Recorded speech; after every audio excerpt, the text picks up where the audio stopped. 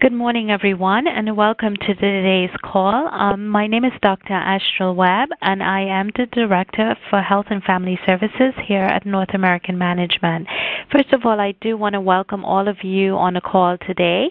Do know that this call will be recorded and archived on our website for the benefit for all those in Region 4 who are connected with either an area agency on aging administrator from the administrative office level to the state units on aging, our primary care association partners, and our health center programs. So this is for Region 4.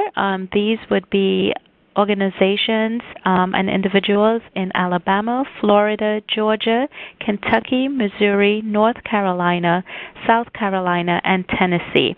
So I want to welcome all of you to today's call. I think we have a lot of phenomenal information to share with you, and it's an exciting time to learn about how HRSA and ACL grantees are working together to improve senior health in your region. I would like to acknowledge and thank all the support of those at HRSA. On our HRSA side, the team is led by Tiffany Smith, who is the branch chief and in the Office of Special Populations, and our project officer, Lieutenant Commander Kevin Bates.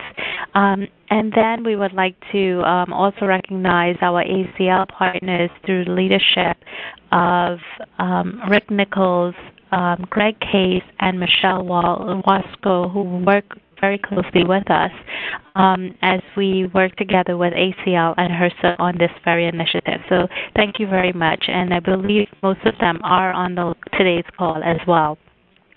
I would like to tell you a little bit about who we are at North American Management and the work that we are trying to achieve through the National Center for Health and Aging. This is a project of North American Management which is supported in part by a cooperative agreement grant which is awarded by HRSA to North American Management in September 2011. Our purpose here at the National Center for Health and Aging is to provide training and technical assistance to health centers to strengthen their capacity, to increase access to health care, eliminate health disparities, and enhance health care delivery for the 39 million or 13% of Americans who are 65 years and older. Because of the elderly's unique and various needs, and because there's such an intense and targeted outreach group, we want to make sure that we can provide the assistance necessary so that seniors can access health care services across the region. In order to increase the capacity and improve the performance, we have through the Health and the Aging, develop many materials, training, and educational sessions. We disseminate many best practices and mentor our grantees through this process. But we could not do that without all of the collaborations that we have established with our national and state aging agencies, many of whom you are familiar with, many of you who will actually be able to hear from various representatives from these organizations a little later on in the call. In addition to that, the Health and the Aging Project, we try to convene an annual aging symposium which takes place where we bring together all of our aging networks and our health centers and those involved directly in addressing healthcare issues for seniors and disadvantaged populations. This next symposium is scheduled to take place in April 2013 in the Washington, D.C. area. So we really recommend that you check back with us as well on our website at www.healthandtheaging.org so that you will be abreast of all of the upcoming events around the symposium. In addition to that, we try to provide not only symposium-style workshops to better serve you as grantees and to help all health centers serving seniors, but we also provide a lot of one-on-one training and technical assistance and peer mentoring to help our grantees. So in order to accomplish this, we have not only had the opportunity in the past year to learn what's going on with senior care, but also to discover some of the barriers, some of the successes, and some of the lessons learned from our grantees. So we were delighted today to actually invite one of our health centers to share that information. Before we hear some of those, I would like to give you a little quick overview of what's happening in your region.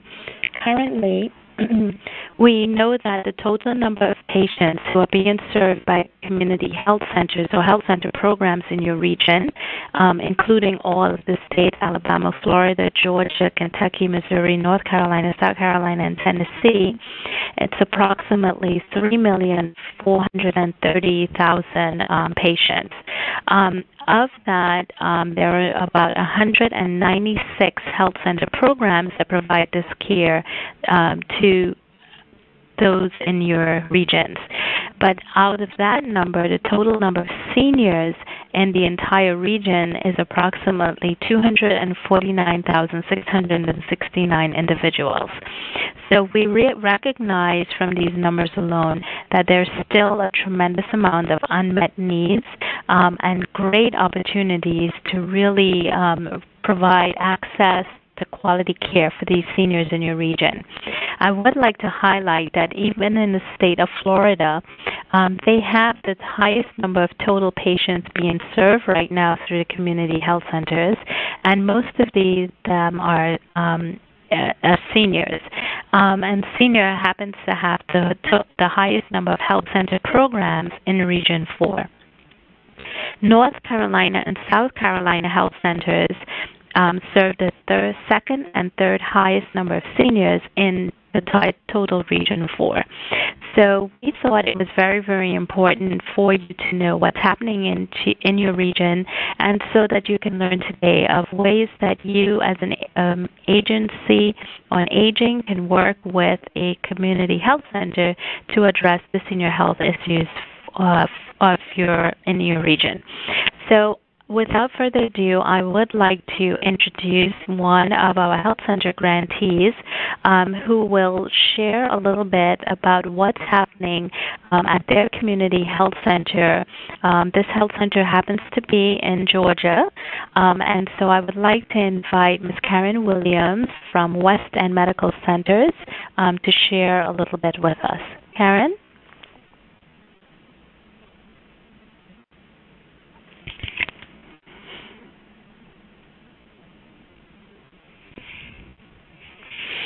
Okay, what we will do at this time, I believe we're having a little problem connecting. I will, in the interim, let me switch gears a little bit until we can get her on the line.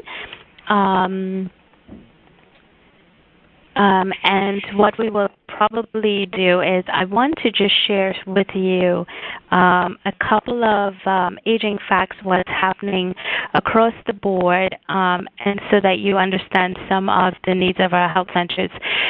Many of them are challenged with the fact that most of their senior patients do come from the uninsured, or they do not qualify for Medicaid in their states. So this has been a tremendous challenge for many of the community health centers who serve seniors. In addition to that, there are a tremendous number of needs, such as transportation and such as the lack of family support to get the senior patients to community health centers. So what we recognize as we're working with our agent networks is that there are many opportunities in state-funded programs where they can provide some of these non-clinical services to support the grantees. So we would like to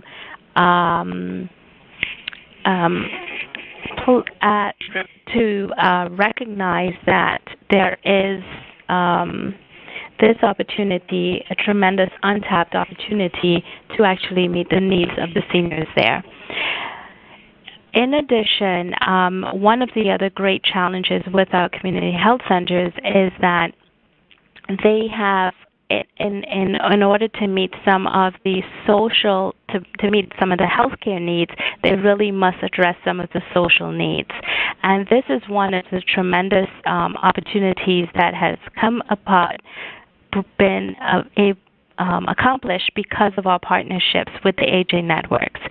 So some of those you will hear a little more from our grantee about some of the ways that they have been working with some of the community health centers in order to achieve this. So what I'm going to do, I'm going to ask if our NCOA partner, Ms. Mary Walsh, would share with us a little bit about some of the services that some of the aging networks can provide to our community health centers. And then after that, hopefully we will be able to get Ms. Williams connected. Okay, so Mary, are you on the line? Yes, I am. Can you hear me okay? Thank you. Wonderful. Thank you. Okay, thank you. My name is Mary Walsh, and I'm a Senior Program Manager at the National Council on Aging, which is a nonprofit service and advocacy organization. And the mission of NCOA is to improve the lives of millions of older adults, especially those who are vulnerable and disadvantaged. As part of the National Council on Aging, there is a Center for Healthy Aging, which is the National Resource Center for the Administration for Community Living and the Administration on Aging. The goal of the Center for Healthy Aging, is to improve health and reduce disability among older Americans. And to do so, we work with a number of organizations around the state. We work with state units on aging. We work with national organizations, federal agencies. And what we're doing is promoting good health among older adults, primarily through evidence-based programs. I'd like to talk just for a minute about aging in America, and you're probably all very familiar with the fact that baby boomers are aging rapidly. The first of the baby boomers reached their full retirement age in 2011, and over the next 20 years, 74 million boomers will retire. And that means about 10,000 boomers every day will be added to Social Security and to Medicare. Those boomers right now are considered the young old. They're more in the 65 to 74 range. Then there's the middle section of older adults, which is 74 to 84, and that number is growing rapidly as life expectancy increases and people live healthier lives.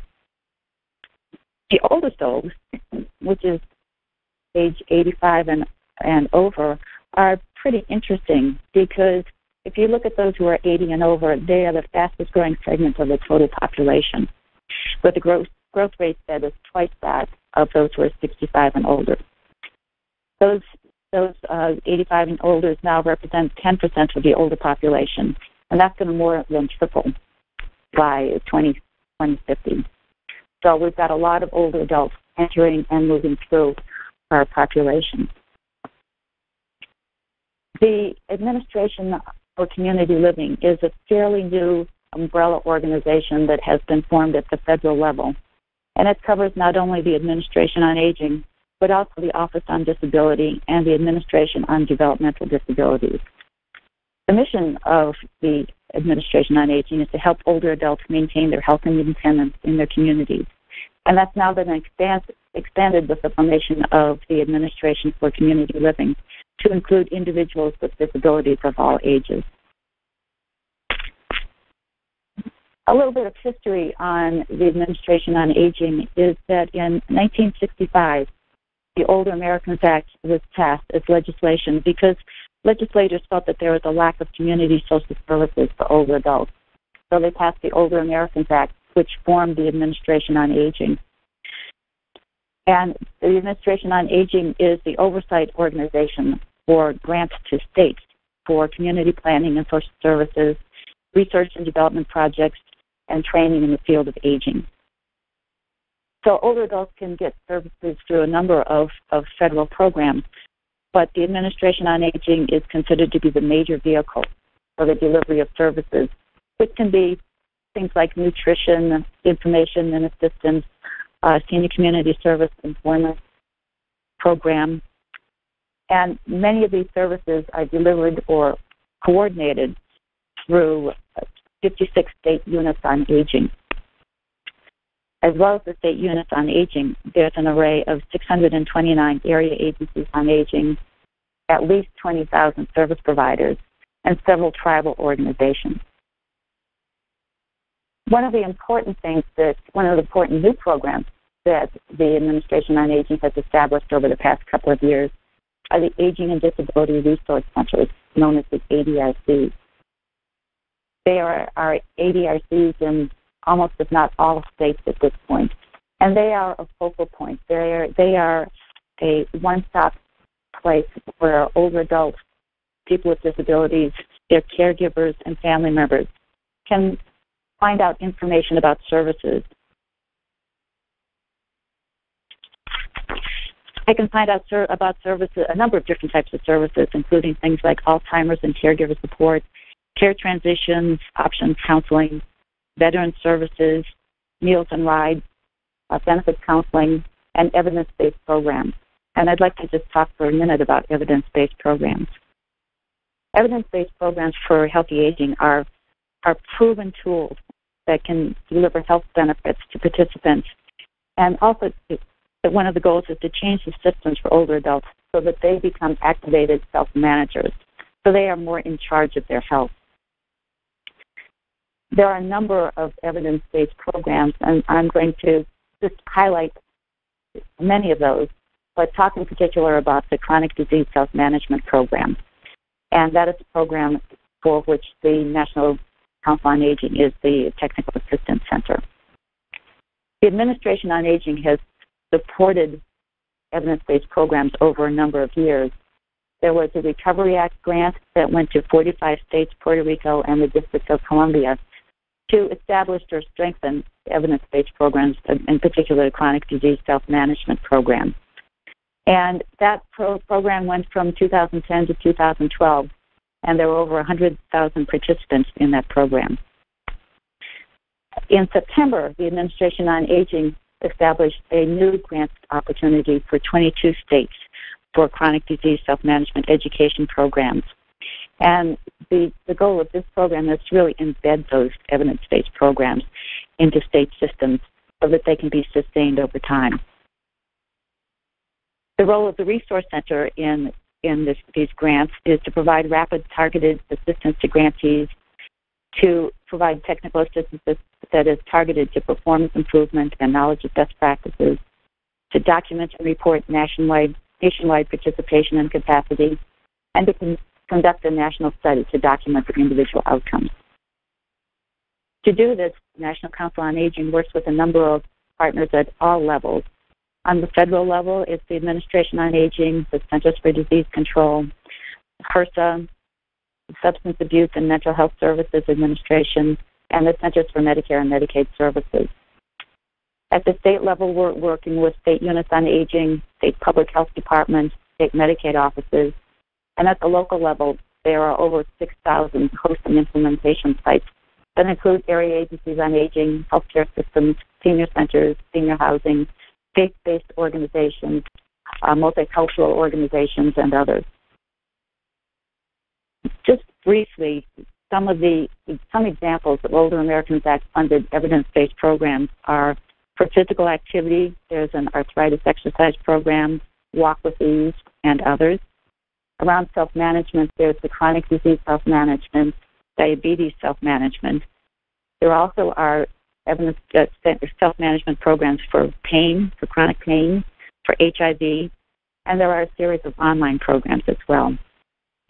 For caregivers, there's a stress busting program for family caregivers. There are programs around Alzheimer's. For depression and behavioral issues, there are Healthy Ideas, Pearls, which look at depression. There's a program for the prevention and management of alcohol problems in older adults. A big issue of which I'm sure you all are aware, concerned, are falls. There are some fall risk reduction programs like A Matter of Balance and Tai Chi. And there also are medication management programs. There's a real close link between these evidence-based programs and the patient-centered medical homes, which I'm sure many of you are involved with. There's a critical role of patient self-management and practice self-management support, and a need to document self-management capacities, document self-management goals, and provide tools and resources, counsel on healthy behaviors, arrange for mental health and substance abuse treatment, and provide community resources. And these are ways that the aging organizations can work with you. In particular, around the standards for planning and managing care and providing self-care support and community support. The National Council on Aging is also working with state and federally qualified health centers around diabetes self-management.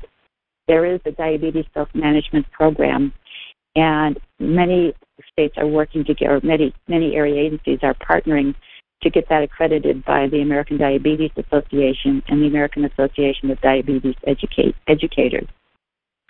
And 2 programs that offer chronic disease self-management have already received that accreditation. There also is a Falls-Free initiative in 46 states, and that is an initiative that if you're not aware of, you might want to connect to. And the information I'm giving you is in slides, and those will be available. Astral is going to make them available to all of you. There are websites for the Falls-Free initiatives. There also are websites for the Administration on Aging, National Council on Aging, and some of the work that we do, including some online tools for building systems like lessons learned, best practices, online training modules, readiness and sustainability, fidelity tools, grantee updates, and webinar recordings. So with that, I'd like to end, and if there are any questions, take them now or later. And again, Astral will be putting this in.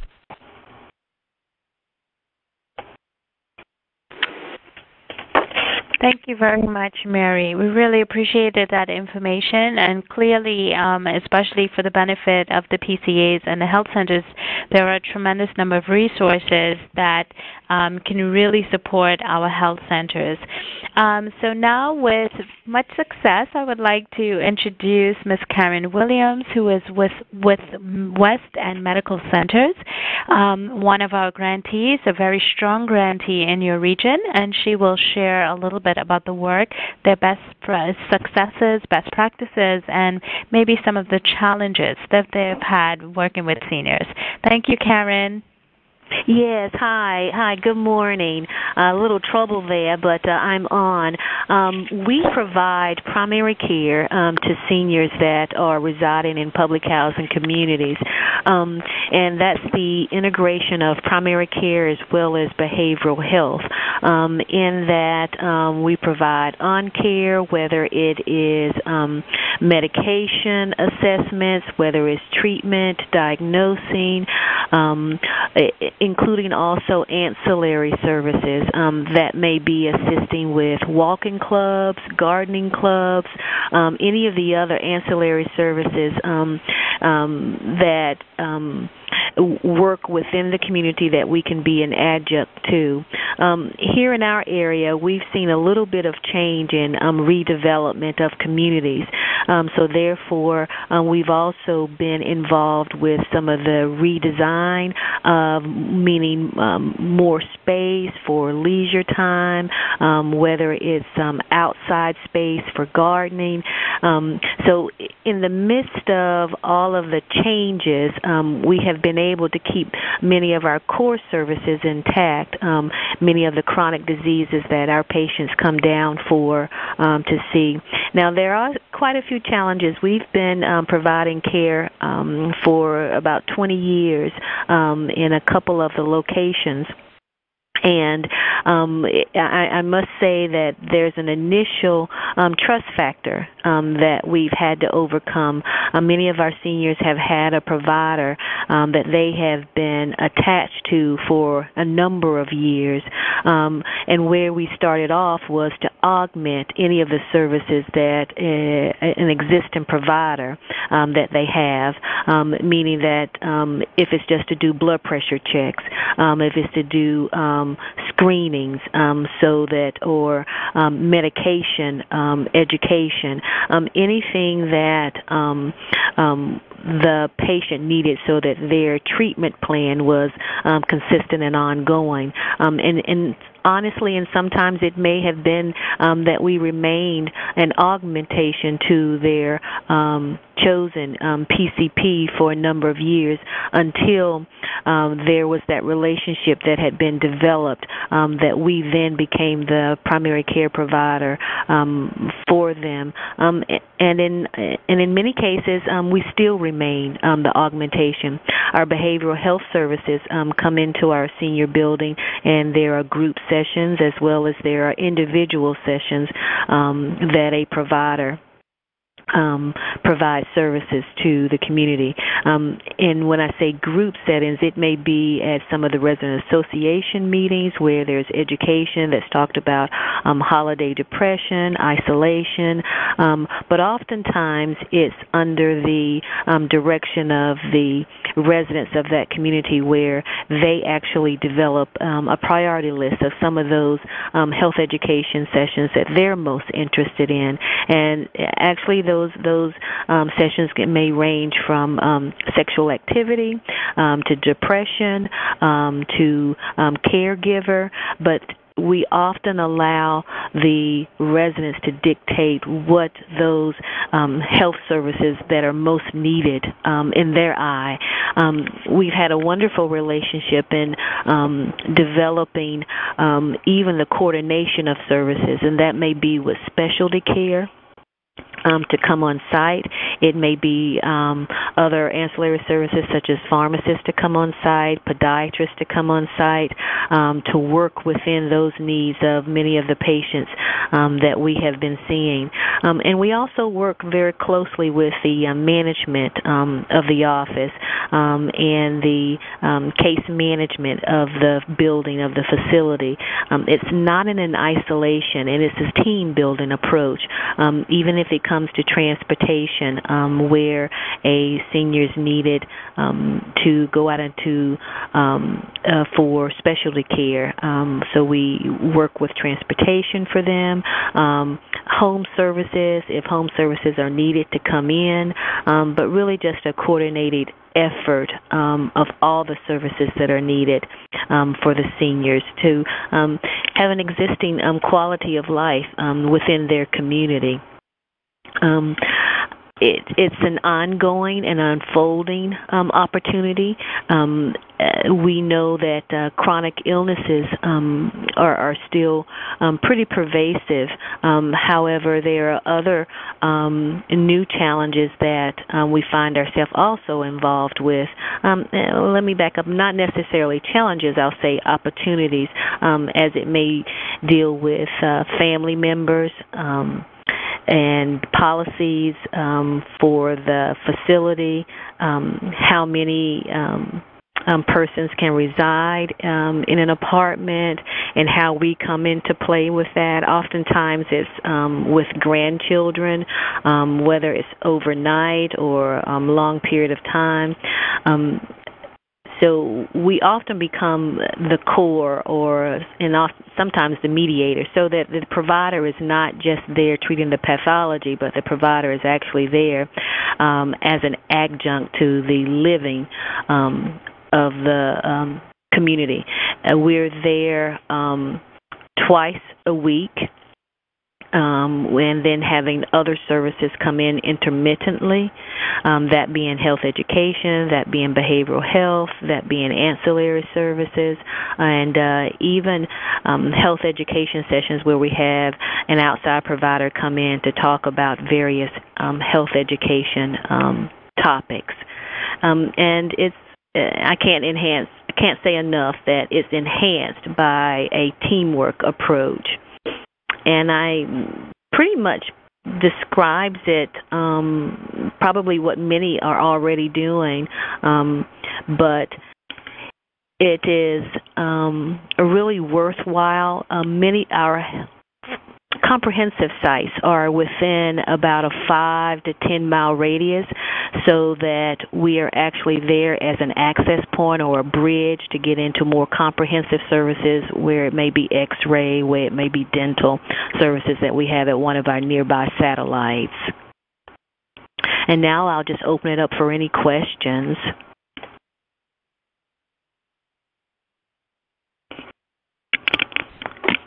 Okay, Karen, one of the questions that came up is, do you have or have you implemented any form of the chronic disease self-management type classes in your at your community health center? Or is there an outreach with an aging network or a community organization that can provide those similar type classes for your patients? Right. We coordinate with other area services that may be needed for a particular patient or even in a group setting for education. We have not adopted a chronic care disease implementation process. It's something certainly worthwhile and that we're looking into, but we have just left that to our coordinated efforts at this point. Mm-hmm. And for one of the questions that came from one of the health centers is, what method of reimbursement are you currently using right now as a health center for your senior patients? We use the typical Medicaid, Medicare, whatever the third party is of the patient that we're seeing. If it so happens that we're not the PCP of that patient, any augmented services that we're able to bill for, we do. Great, thank you. Mary Walsh was on a call earlier on, and she shared some links to some of the resources that the aging networks have in terms of connecting health centers to similar programs such as the chronic disease self-management program, and they do have a benefits enrollment link as well. Mary, you're still on the line currently? I am, and I apologize. I dropped the call right at the end, but I am, and you can get in touch with me or anyone at NCOA, and you will have the web addresses for that. We do have a map that shows where evidence-based programs are located, as well as you can find out where the area agencies are. Okay, wonderful. And I do want to remind all of you as well that on our www.healthandtheaging website, we have done a number of webinars, conference workshops, and put out some fact sheets and monographs and information on many of these topics that have been kind of just touched upon today. So we really want to encourage you as well to go to the webinars. Many of them have been done in collaboration with the National Council on Aging and many of our grantees who have done work already in senior health. As you know, one of HRSA's major goals is to provide medical homes for the disadvantaged populations, especially those in the special populations from the migrant, homeless, and public housing populations. And in addition to that, we have recognized that there's still a growing number of community needs out there. Many of the seniors right now, even in your region, they would like very much to be able to age at home, to be able to have the kind of support that they need for both their clinical and non-clinical issues. And even as healthcare providers, and I know Karen can tell you this as well, really to address effectively the health issues for the seniors, it's really important for us all to look at the social determinants of health. And those would include, just basic food and transportation and some of the ancillary services that Karen mentioned earlier. What we think is it's one of the phenomenal things that has grown through this partnership between ACL and HRSA is that there is this opportunity to connect those clinical and non-clinical services. We know that even in our aging networks amongst themselves, they see a tremendous number of patients, whether they're discharged immediately directly from the hospital, who have needed services as well. And this is truly a phenomenal opportunity in your states to connect locally with your health centers who can provide some of that care, so that not only can you reduce the number of readmissions, but overall in that state, the entire health payment system it will actually go down, and it's just a much more cost-effective approach. Karen also alluded to the fact that it is a team approach, and many of our health centers, even with issues of workforce, where they may not have a geriatric specialist, or they may not have some of the specialty services that they need, through the collaborations, I think this is a phenomenal opportunity for aging networks to work directly with the community health centers. Karen, if you would touch a little bit on if you all have implemented forms of telemedicine or telehealth in your area, because we know that this is also a very important way that we can reach more seniors as well. Oh, absolutely. We have not.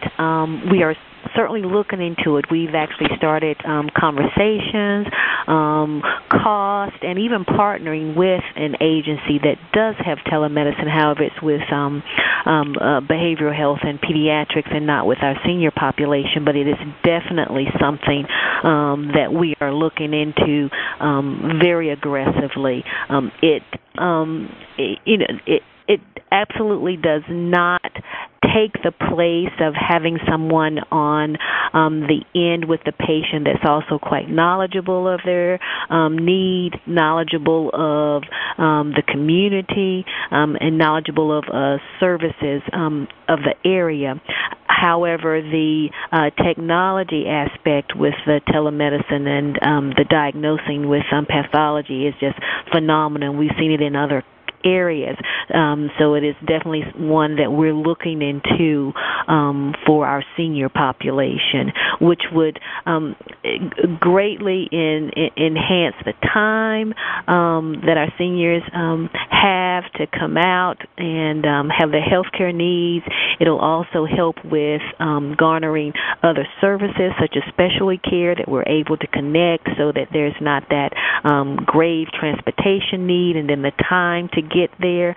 So many of those barriers will be eliminated as we move in that direction. Absolutely. And even in Region 4, where all of you are, there is a constant need as well for rural health outreach. So it is not only an opportunity through those avenues as Karen just described, and I know they have been very successful using the medical vans as well. And this has many of our health centers in that area. They are using medical vans, and there is also a lot they're doing in terms of cultural competency, and as Karen alluded to as well, there is that trust, earning trust with those patients and being culturally sensitive and culturally competent to really meet their needs. And this is something that we see a lot in the senior populations as well, this desire for health centers to make sure that all of their staff members are culturally competent to deal with many of the patients that they serve in their areas. We've had some, I know in some of the states where you are, there's also a growing number of non-English speaking, need for non-English speaking services. So we really want to also emphasize that even through the collaborations, this has been a phenomenal opportunity for many of the health centers to receive some of maybe those case management supportive needs that they can get through the aging networks as well. I wanted to just, first of all, thank Karen and Mary Walsh again for participating today on today's call. I think that, you've really heard a great presentation about how both entities can work together, the aging networks with the health center programs themselves. And we do know that in order to really provide this medical home model that we want to achieve and accomplish in Region 4, that it will take a lot of team building, a lot of collaborations, and a lot of networking amongst the parties. I do want to encourage you to please visit our website again, www.healthandtheaging.org, to see some of the tools that we have available to support your outreach as well to seniors. I would like to share the NCOA.org website as well. Again, many of the resources and tools that were discussed on today's calls are available through there. And we really want you to, as health center programs, use the HRSA.gov website as well. There are a tremendous number of resources there for you.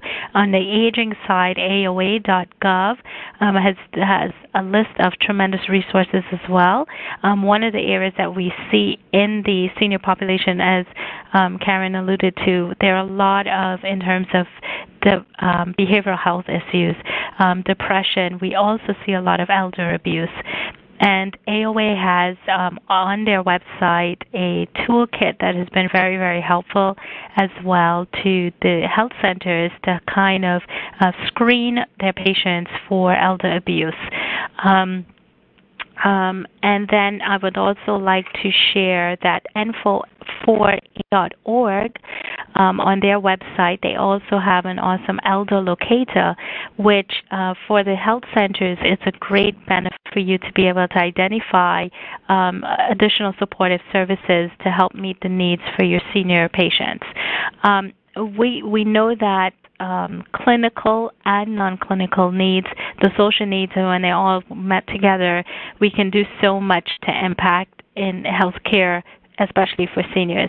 And as I've spoken to many of the AOA regional directors and administrators, and they've made it clear that I think there are so many opportunities to be able to work with the HRSA grantees, the health center programs that are doing phenomenal work in the communities they serve.